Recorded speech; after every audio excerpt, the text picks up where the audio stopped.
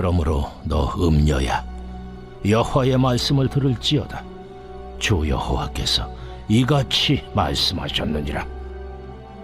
네가 네 누추한 것을 쏟으며 네 정든 자와 행음함으로 벗은 몸을 드러내며 또 가증한 우상을 위하며 네 자녀의 피를 그 우상에게 드렸은즉 내가 너의 즐거워하는 정든 자와 사랑하던 모든 자와 미워하던 모든 자를 모으되 사방에서 모아 너를 대적하게 할 것이요 또 내 벗은 몸을 그 앞에 드러내 그들이 그것을 다 보게 할 것이며 내가 또 간음하고 사람의 피를 흘리는 여인을 심판함같이 너를 심판하여 진노의 피와 질투의 피를 내게 돌리고 내가 또 너를 그들의 손에 넘기리니 그들이 내 누각을 헐며 내 높은 대를 부수며 내 의복을 벗기고 내 장식품을 빼앗고 내 몸을 벌거벗겨 버려두며 무리를 데리고 와서 너를 돌로 치며 칼로 찌르며 불로 내 집들을 사르고 여러 여인의 목전에서 너를 벌할지라. 내가 너에게 곧 음행을 그치게 하리니 네가 다시는 값을 주지 아니하리라. 그리한즉 나는 네게 대한 내 분노가 그치며 내 질투가 네게서 떠나고 마음이 평안하여 다시는 노하지 아니하리라. 네가 어렸을 때를 기억하지 아니하고 이 모든 일로 나를 분노하게 하였은즉 내가 네 행위대로 내 머리에 보응하리니 네가 이 음란과 내 모든 가증한 일을 다시는 행하지 아니하리라. 주 여호와의 말씀이니라. 속담을 말하는 자마다 네게 대하여 속담을 말하기를 어머니가 그러하면은 딸도 그러하다 하리라. 너는 그 남편과 자녀를 싫어한 어머니의 딸이요 너는 그 남편과 자녀를 싫어한 형의 동생이로다. 내 어머니는 헷사람이요 내 아버지는 아모리 사람이며 내 형은 그 딸들과 함께 내 왼쪽에 거주하는 사마리아요 내 아우는 그 딸들과 함께 내 오른쪽에 거주하는 소돔이라. 네가 그들의 행위대로만 행하지 아니하며 그 가증한 대로만 행하지 아니하고 그것을 적게 여겨서 내 모든 행위가 그보다 더욱 부패하였도다. 주 여호와의 말씀이니라. 내가 나의 삶을 두고 맹세하노니 내 아우 소돔 곧 그와 그의 딸들은 너와 내 딸들의 행위같이 행하지 아니하였느니라. 내 아우 소돔의 죄악은 이러하니 그와 그의 딸들에게 교만함과 음식물의 풍족함과 태평함이 있음이며 또 그가 가난하고 궁핍한 자를 도와주지 아니하며 거만하여 가증한 일을 내 앞에서 행하였음이라. 그러므로 내가 보고 곧 그들을 없이 하였느니라. 사마리아는 내 죄의 절반도 범하지 아니하였느니라. 내가 그들보다 가증한 일을 심히 행하였으므로 내 모든 가증한 행위로 내 형과 아우를 의롭게 하였느니라. 내가 내 형과 아우를 유리하게 판단하였은즉 너도 내 수치를 담당할지니라. 네가 그들보다 더욱 가증한 죄를 범함으로 그들이 너보다 의롭게 되었나니 네가 내 형과 아우를 의롭게 하였은즉 너는 놀라며 내 수치를 담당할지니라. 할렐루야. 오늘도 때론 심판의 말씀처럼 들려서 마음이 어렵기도 하지만 결국은 우리를 살게 하시고자 주시는 우리 주님의 말씀 안에서 참된 진리의 길을 찾아 걸어가실 수 있으시기를 소망합니다. 어제 우리는 한 여인의 일생에 동행하심으로 때로는 사랑하는 부모도 되어주시고 또 장성에서는 신실한 좋은 남편처럼 우리와 동행하시는 그 하나님을 배신한 이스라엘을 예언자 에스겔이 바람난 음료로 비유를 하면서 책망하는 말씀을 살펴보았습니다. 오늘도 그 말씀의 연속선상에서 우리를 향한 우리 주님의 뜻을 헤아려 보고자 합니다. 35절에서 이스라엘은 가슴 아프게도 너 음녀야 라고 하나님께 불리고 있습니다. 주님은 하나님보다 하나님이 허락하셔서 누리는 풍요와 그 번영 자체를 신봉한 나머지 늘 현실적인 그런 계산과 이해타산으로 마치 행음을 하듯 사는 이스라엘에게 이러한 선언을 하십니다. 37절을 보니까 네가 즐거워하던 그 정든 자, 사랑하던 모든 자를 모아서 그 자들이 사방에서 너를 대적할 거다. 그렇게 경고하십니다. 어제도 언급을 드렸듯이 이스라엘은 하나님의 뜻을 저버리고 자신들의 풍요만을 추구하다가 아주 위태로운 지경에 이르렀다라고 했습니다. 가뜩이나 정치적으로도 또 경제적으로도 많이 위축이 돼 있던 차에 강대국이었던 아수르와 바벨론의 위협은 거세져 갔습니다. 그러자 이런 현실을 두고 이스라엘 정치 지도자들은 하나님을 찾은 것이 아니었습니다. 오히려 각기 자기 소견대로 서로 다른 강대국 편에 서서 그들과 화친을 하든지 혹은 적대를 하든지 해야 한다며 서로 분열됐습니다. 그러는가 하면 아예 다른 강대국과 군사적인 동맹을 맺는 방식으로 이 어려움을 해결해야겠다. 그렇게 나아갔습니다. 그렇게 해서 타협했던 대표적인 나라가 바로 애굽이었습니다. 여기서 행음을 함으로 즐거워하던 자, 또 정든 자, 사랑하던 자들이란 이 이스라엘이 이처럼 인간적인 방편으로 동맹을 맺었던 그 모든 나라들을 말하는 겁니다. 여러분, 그런데 아주 충격적이게도 하나님은 이스라엘이 하나님이 아니라 이렇게 인간적인 방편으로서 음행하듯이 타협하던 그 나라들이 어떻게 된다는 겁니까? 전부 다 이스라엘의 적대자가 되게 하시겠다. 이렇게 선언을 하십니다. 여러분, 그런데 실제로 이스라엘 역사를 보면 그렇게 됩니다. 이 강대국 입장에서도 이스라엘 지역은요, 지정학적으로도 아주 중요한 위치에 있었습니다. 방어하는 이 강대국 입장에서는 상대국 사이에 있는 이 이스라엘 지역이 방패막이가 되는 지리적 요지에 있었습니다. 그러는가 하면 공격하는 입장에서는 이스라엘 땅이 아주 중요한 군사적인 거점이자 보급로가 되었던 겁니다. 여러분, 토사구팽이라고 하는 말을 한 번쯤 들어보셨을 겁니다. 한나라 유방의 이 탁월한 지략가로서 초나라를 무너뜨리는데 아주 결정적인 역할을 했던 신하가 있었습니다. 자신의 그 수하 한신이 그런 사람이었습니다. 그런데 이 한신이 초나라가 멸망하게 되자 곧바로 제거해버렸다 해서 그래서 유래한 이 토사구팽. 그러니까 토끼 사냥이 끝나면 이 토끼를 사냥하던 사냥개는 더 이상 쓸모가 없어지니까 결국에 삶아 먹힌다. 그런 의미로 쓰인 것입니다. 여러분, 이처럼 이스라엘은 제 아무리 강대국 사이에서 여기 붙었다, 또 저기 붙었다 해도 결과는 어떻게 될 운명이라는 겁니까? 바로 토사구팽이 될 운명에 있었다는 겁니다. 약소국으로서 늘 이것을 대비해야 했던 겁니다. 그러니 이처럼 긴박할 때에 이들에게 진짜 필요한 것은요, 강대국의 힘이 아니라 그 강대국보다 더 능력으로서 세상 만국을 다스리시는 우리 하나님께 지혜를 구하는 일이었습니다. 이들이 살 길은 오로지 그것뿐이었던 겁니다.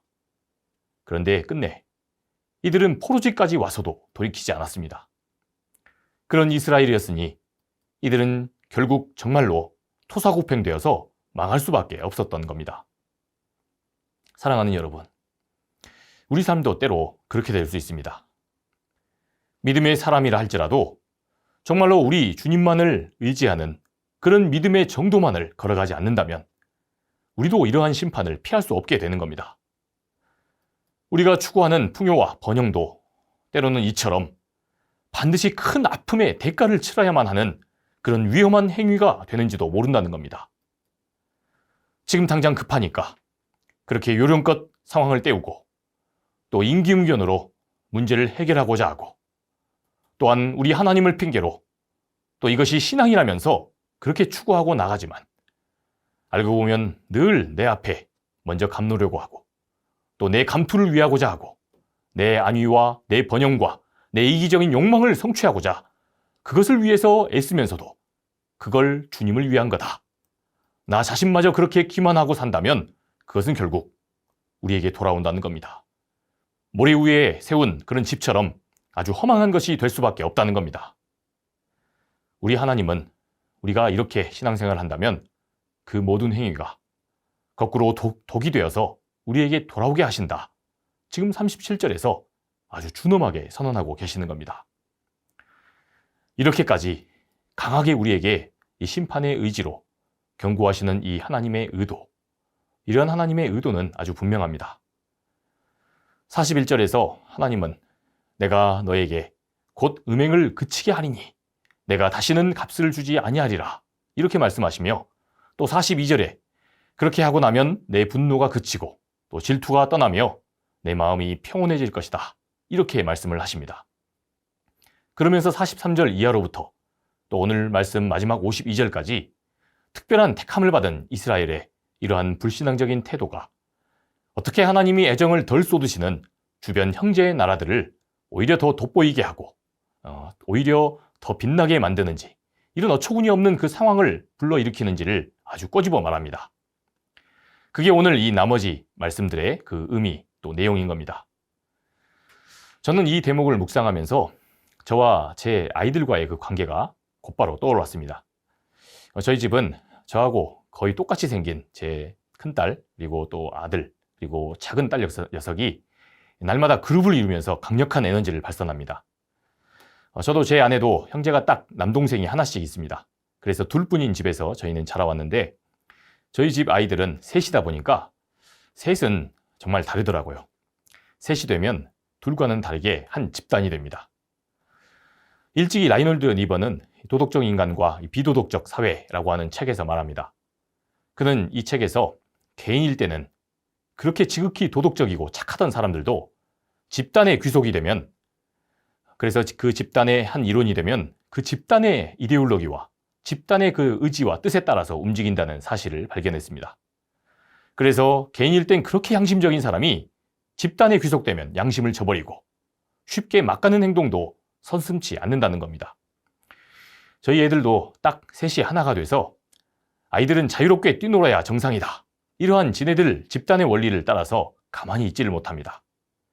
잠들기 전까지 어떻게 해서든지 지네들의 자유와 권리를 잘 누리겠다며 악을 쓰고 또 뛰놀고, 우리 부모가 화가 머리끝까지 나서 큰 소리를 치거나 또 맴매를 들 때까지 마음대로 합니다. 이때 저랑 제 아내가 이렇게 이 아이들을 제지하는 것은요, 당연히 제 아이들을 미워하거나 또 아이들의 자유나 권리를 무시해서가 아닙니다. 다른 사람들이 함께 거주하는 이 아파트나 공동주택에서는 너희들의 그 자유와 권리 못지않게 다른 사람들이 조용히 쉴 자유와 권리도 중요하단다. 그러니 함께 사는 데서는 내 자유와 권리를 누리는 것은 언제나 어디까지입니까? 언제나 다른 사람들의 그 자유와 권리와 만나는 지점까지만이다. 앞으로 혼자 무인도에서 살아갈 아이들이 아닐 테니 다른 사람들과 원만하게 잘 어울려 살아갈 수 있도록 그렇게 하는 그런 에티켓들은요, 당연하게 지킬 줄 아는 그런 아이로 성장하길 바라기 때문에 저와 제 아내는 경고도 하고 또 큰 소리도 치고 하는 것이겠죠. 여러분, 우리 하나님도 마찬가지입니다. 우리 하나님의 목적도 사랑하는 저와 여러분, 우리 주의 자녀들이 망하는 것이 아닙니다. 오히려 행복하게 될 것을 기대하시고, 그래서 계명도 주시고 규칙도 주시고 또한 책망도 하시며 때로는 회초리도 드시게 되는 겁니다. 그렇게 해서라도 우리의 생각, 우리의 그 마음, 우리의 삶이 건강한 방향으로 돌아서야만 우리가 진정으로 하나님 주신 이 세상에서 복된 삶을 살아갈 것이기 때문입니다. 그렇기 때문에 우리가 엉뚱한 것을 추구하고 또 우리 스스로 파국에 이르게 할 것들을 우리 삶의 목적으로 삼고 살아가면 하나님은 적극적으로 나서서 돌이키도록 회개를 촉구하시고 심판의 소리를 하실 수밖에 없는 겁니다. 여러분, 그래서 하나님께서는 이곳 포르지에서까지 와서 이 부시의 아들 제사장 에스겔을 당신의 파수꾼, 예언자로 부르시며 심판을 지금 선언하고 계시는 겁니다. 사랑하는 여러분, 그러므로 우리가 때로 심판의 이 말씀을 마주했다거나 또한 우리가 자행해온 어떤 부덕하고 부정한 말과 행동들로 인해서 우리가 어렵고 난처한 상황에 직면했다면 그럴 때는 끝까지 내가 옳다고 우기거나 또 고집을 피울 것이 아닌 것입니다. 오히려 이럴 때는 어려움에 처한 나를 보시며 이처럼 못하고 제멋대로라 할지라도 그러한 우리마저 여전히 사랑하시는 우리 아버지 하나님의 마음은 과연 어떤 마음이실지를 먼저 떠올려 봐야 하는 것입니다. 그렇게 묵상을 하다 보면 답이 나옵니다. 내가 듣는 이 책망의 말씀, 때로 내 심판받을 것 같은 내 상황, 이 속에서 나를 두고 아프지만 심판의 말씀으로 다가오시고 때로는 회초리를 드실 수밖에 없는 그런 하나님 마음을 알고 나면 이제 내가 무엇을 어떻게 해야 할지가 보이게 되는 것입니다. 사랑하는 여러분, 오늘 하루 우리 자신의 모습을 한번 오늘 말씀 속 하나님의 마음, 하나님의 뜻 안에서 다시 한번 깊이 복기해 보실 수 있으시길 바랍니다. 그래서 잘못된 내 결정, 또한 엇나가고 삐뚤어진 우리들의 욕망, 그리고 그릇된 바람들이 여전히 우리 속에 가득 차 있었다면 그런 것들이 주님의 말씀 안에서 다시 다잡고 또 새로워질 수 있기를 축복합니다. 그리하면 어떠한 상황 중에서도 우리가 잘 되기를 바라시고 우리가 복된 삶을 살길 바라시는 우리 주님께서 그렇게 다짐하며 오늘 하루를 충실하게 살고자 애쓰는 저와 여러분들과 반드시 함께하여 주실 줄 믿습니다. 기도하겠습니다. 주님 은혜를 감사합니다. 때로는 삐뚤어진 욕망과 또 어리석은 말들과 또 분란을 일으키는 그런 수많은 행동들로 인해서 우리 삶의 여러 가지 어려움에 우리가 처하는 경우들이 생깁니다. 주님의 뜻만을 따르며 살았으면 좋았을 것을 여전히 우리들의 혈기로 세상을 사노라고 여러 가지 어려운 상황에 마주한 그런 우리들의 삶의 단면도 있습니다. 그러나 우리 하나님의 그 마음, 오로지 우리가 잘 되기를 바라시며 때로는 우리에게 심판의 말씀으로 또한 회초리를 드는 그런 부모의 마음으로 우리에게 다가오시는 그 하나님의 말씀, 그 하나님의 마음 안에서 우리들의 어려운 삶을 돌아볼 수 있도록 역사하여 주시옵소서. 그래서 이제는 책임 있는 주님의 자녀로 주님의 귀한 사람들로 하루를 묵묵히 살아갈 수 있도록 역사하여 주시옵소서. 사랑이 많으신 우리 구주 예수 그리스도의 이름으로 간절히 기도합니다. 아멘.